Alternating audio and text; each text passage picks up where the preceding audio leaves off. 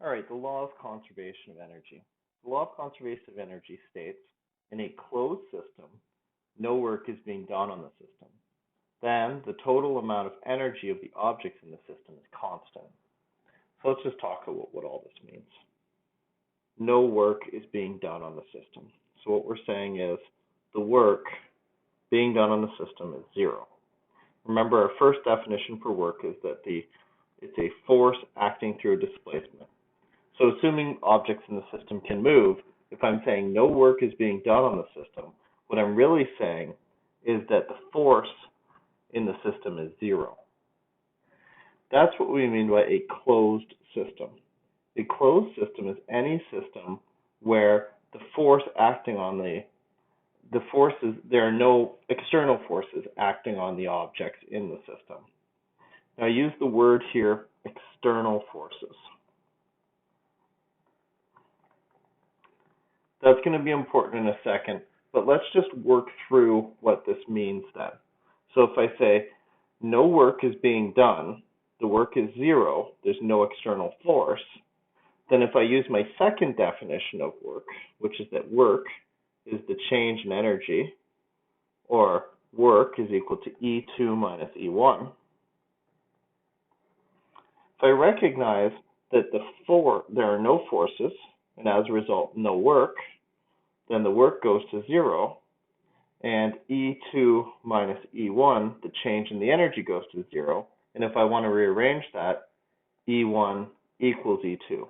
So if there's no change in energy, that means the total amount of energy is remaining constant, or the energy at some point, point 1, will be equal to the energy at some point, point 2. Saying there are absolutely no forces in the system, though, seems really limiting.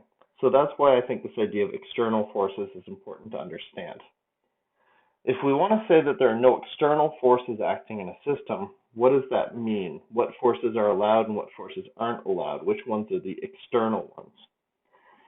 The rule for that is that if we have an energy term that we can associate with the force, then we no longer need to consider it as doing work on the system, and as a result, it is no longer an external force. To this point in our study of this, the only force that we've taken into account in terms of an energy term is gravity. Gravity has an energy term. So what that means is gravity is not external. So far, the only thing we really understand how to do with the law of conservation of energy is deal with problems where gravity is the only serious force acting on the system. So what we're doing here, then, if we're using the law of conservation of energy, is we're assuming that friction and wind resistance and applied forces are all zero or at least ignorable. If that's true, then energy of one form can be converted into energies of another form without losing or gaining any energy. Let's just talk about what that means, what an energy transformation means, with the example that we had before, sort of the classic example of an apple and an apple tree. So what we're going to say, here's the apple hanging in the apple tree, and the little stem on the apple breaks, and as a result it falls.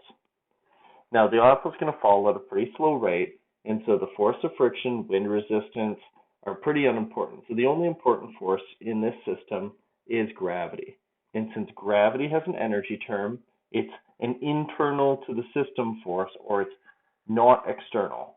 And so if we're going to say work equals the external forces times the displacement, since we said gravity is the only important force, then we're basically saying that this is zero.